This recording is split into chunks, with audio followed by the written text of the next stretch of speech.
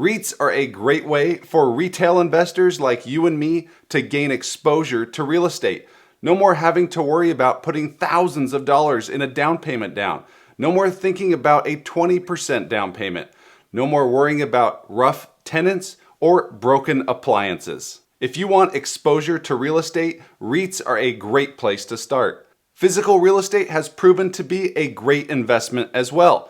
However, many more billionaires and millionaires are finding themselves investing in REITs, not just retail investors. Even the great Warren Buffett prefers REITs over physical real estate.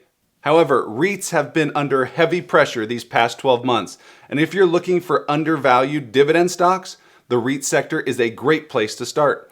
I could make this video on 10 undervalued dividend stocks or REIT stocks right now, but we're just gonna focus on 3 today. 3 undervalued REITs. You were really getting 5 because if you saw my last video, I covered 4 discounted dividend stocks and 2 of those stocks were REITs. If you haven't seen that video, I will put it at the top of the screen here and also put it down in the description below for you to view after the completion of this video.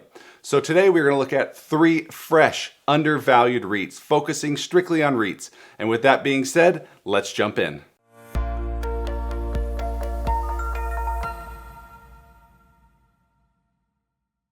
Hey everyone, Mark Rusin here, back for another video talking about dividend stocks, but one of my favorite types of dividend stocks is REITs, looking at 3 undervalued REITs. But before we do, make sure you do me a huge favor and click that like button down below, as that is huge for the growth of this channel. Also, here's a quick word from today's sponsor. Today's video is sponsored by The Motley Fool.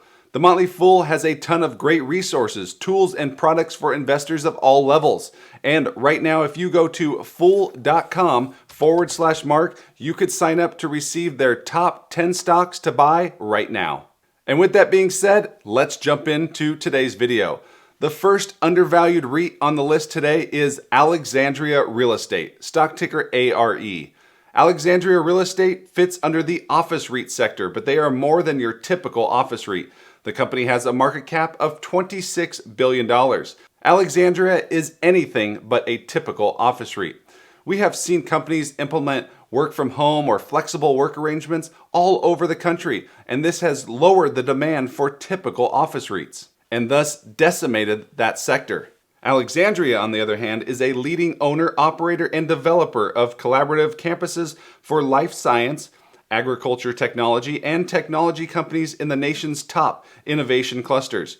That sounds like a mouthful, but what it doesn't sound like is a traditional office REIT. Alexandria Real Estate recently issued its Q4 and full year 2022 earnings that showed continued strength for the REIT. Revenues grew 22.5% in 2022, with AFFO growing 8.5% to $8.42. Since the company went IPO in 1997, you can see how Alexandria's total return has surpassed that of blue chip names such as Walmart, Berkshire Hathaway, and also outgaining major indexes like the NASDAQ, S&P 500, and the MSCI US REIT Index. Alexandria maintains a strong balance sheet with $5.3 billion in liquidity available and 13.2 years left on a weighted average term basis of outstanding debt, with an average weighted interest rate of 3.53%. The quality of the company's portfolio and strong demand is evidenced both by the high occupancy rate, but also by the very strong rental rate increases we have seen over the past few years. Alexandria saw rate increases of 31% on renewals and releasing space in 2022, which is the 4th highest in the company's history, and also happens to be the 4th highest over the past 4 years, which have been a very strong releasing time for the company.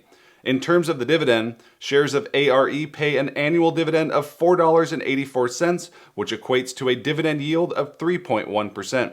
Shares have a 5-year dividend growth rate of 6.1%, and the company has increased the dividend for 13 consecutive years.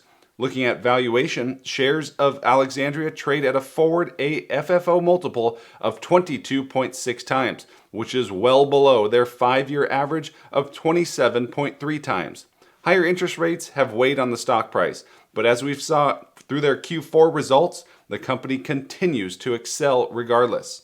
Alexandria is definitely a name to keep high on your watch list and give a second look to. They are a name that I actually own within my portfolio. And if you're interested to see what I have in my entire dividend portfolio, then definitely check out and subscribe to the Dividend Investor's Edge, which is the #1 newsletter for dividend stocks on Substack. I will leave a link down in the description below. The second undervalued REIT on our list today is Simon Property Group, stock ticker SPG. Simon Property Group is the premier landlord here in the US.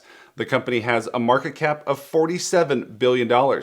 Simon Property was rocked at the start of COVID, falling over 60% in a short period of time as lockdowns were implemented, thus no one was shopping at malls. However, looking at this chart, you can see just how resilient the company and the stock was as it rose past pre-pandemic levels in 2021.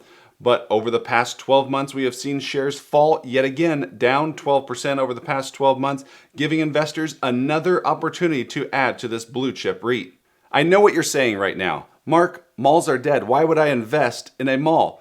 Well, there are a lot of dying malls out there. You are right on that fact. However, Simon Property Group isn't your average mall. They are actually an A-rated. They have an A-rated portfolio, and how this rating takes place is based on retail sales per square foot. And Simon Property Group is among the highest in the nation. Consumers still like to shop in person and use malls as entertainment or meeting place, especially the best malls in the country. The company has a large footprint across the United States, with over 40% of the company's NOI coming from the states of Florida, California, and Texas. 71% of their NOI comes from US malls and outlets, but they also have an international presence that makes up nearly 10% of their total NOI. Through the first 9 months of 2022, SPG saw their portfolio NOI grow 5.5%, with domestic NOI growing 4.4%. The company in the next week will give us an update to their Q4 and full year 2022 results. Here's a look at the REIT's top inline tenants as well as their top anchors.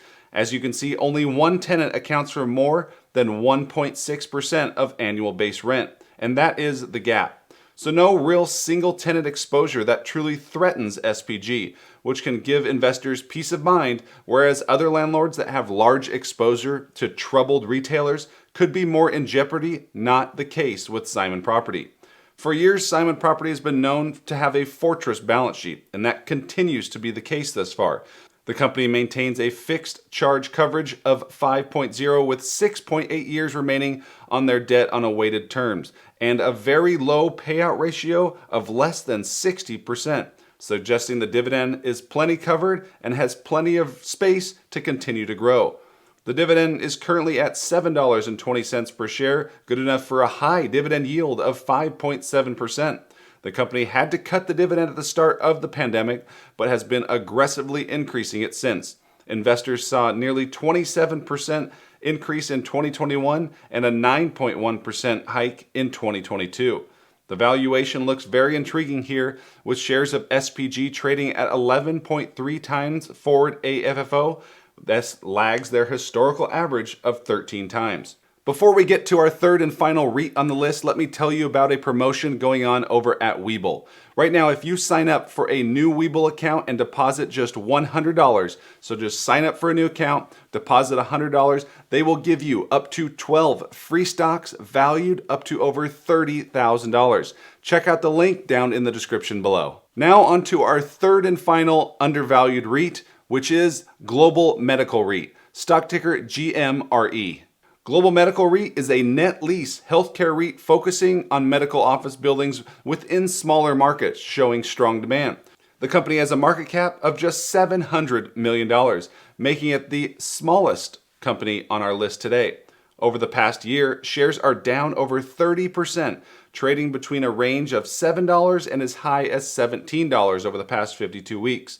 The company owns 189 properties. That amounts to nearly 5 million square feet of leasable space. As of Q3, they had 97% of their space occupied. GMRE leases these properties out to 269 tenants, with 6.4 weighted average years remaining on existing leases. This is a little lower than I would like to see, so something to keep an eye on in future quarterly releases. With GMRE focusing on secondary markets, It not only results in less competition from larger healthcare REITs or institutional buyers, but it also allows for larger spreads.